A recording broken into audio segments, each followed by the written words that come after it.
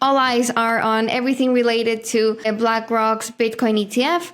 So first thing that happened this week is that one analyst spotted an SEC filing, an update to an SEC filing where BlackRock said that it was preparing to seed its fund as soon as this month in October. So this would be providing the initial funding for the ETF to purchase the initial units of Bitcoin. This really kind of sent the market into a frenzy because people were saying, this amendment shows that BlackRock is getting ready to launch the ETF. Then the next thing that the market noticed was that BlackRock already has a QSIP identification number for this ETF. And this was interpreted as a further sign that things were almost ready, that the ETF was about to be launched any minute now. Then the next day, more signs, more tea leaves were getting read. Somebody picked up from the DTCC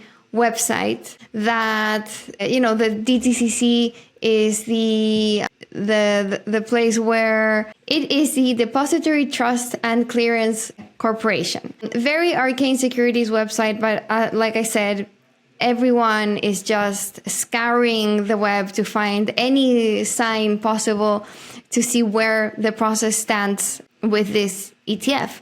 So somebody found that the BlackRock ETF was listed under DTCC products. The DTCC has a huge list of all the ETFs in existence, also proposed ETFs. And it appeared that for the first time that BlackRock's Bitcoin ETF was listed in this website. Here it is. Bitcoin price went crazy over this. It surged past 30K, climbed to the highest this year, and suddenly the website crashed because, all of us on crypto Twitter were just compulsively checking the DTCC website to see the BlackRock ETF there. And then when the website went back up, the fund wasn't there anymore. So more speculation. What does this mean? And then it went back up again. So in any case, there was lots of movement on the ETF. It seems like things are in motion. But then DTCC said actually that the fund had been there, sitting there on the website since August. So it wasn't anything new in this case. But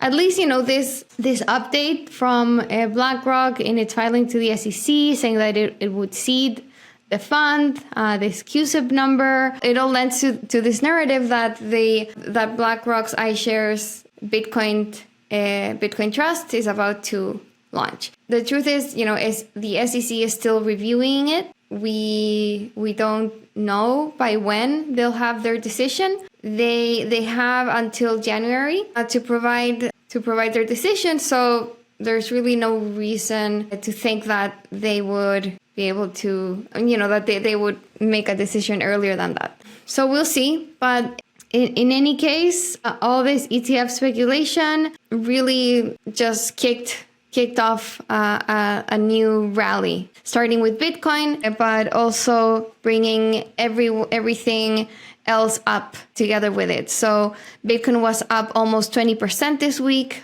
It's at over 34,000. Ethereum was also up 15%. Is at around 1,800. And, everything else is rallying and people are getting optimistic on crypto again. Not sure if this will be a sustainable rally. DeFi is also up on this. To me, like I said, there's no reason to think that the SEC would hurry its decision on approving a Bitcoin ETF. It's not like it's been keen on crypto before. So that's one. The other reason I'm not so convinced on this ETF rally is that, the fundamentals behind Bitcoin and crypto rallying on an ETF is that, yes, like a huge, the world's biggest asset manager, BlackRock, is going to start trading or operating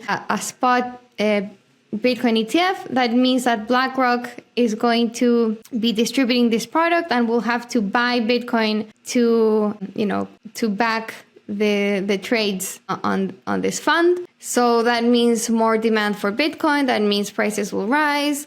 It also, is legitimacy for the space, the fact that BlackRock has this ETF, and so on.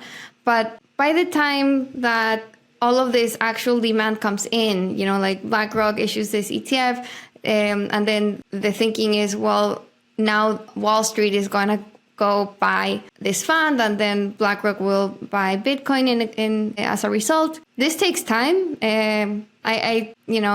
I doubt that the second that the ETF lands in the market, there will be sustained, continuous demand for Bitcoin. So yeah, it seems like the market is pricing that the ETF is going to be approved. But once it is, then what makes sense to me is that the prices will come back to earth and then will have to be propped up by actual demand from funds, investors buying up this ETF. So yeah, I don't like to be a downer, but I don't really see legs to this rally, to be honest, based just on the ETF news. Now, it's a different story when we're considering macro factors playing in here as well.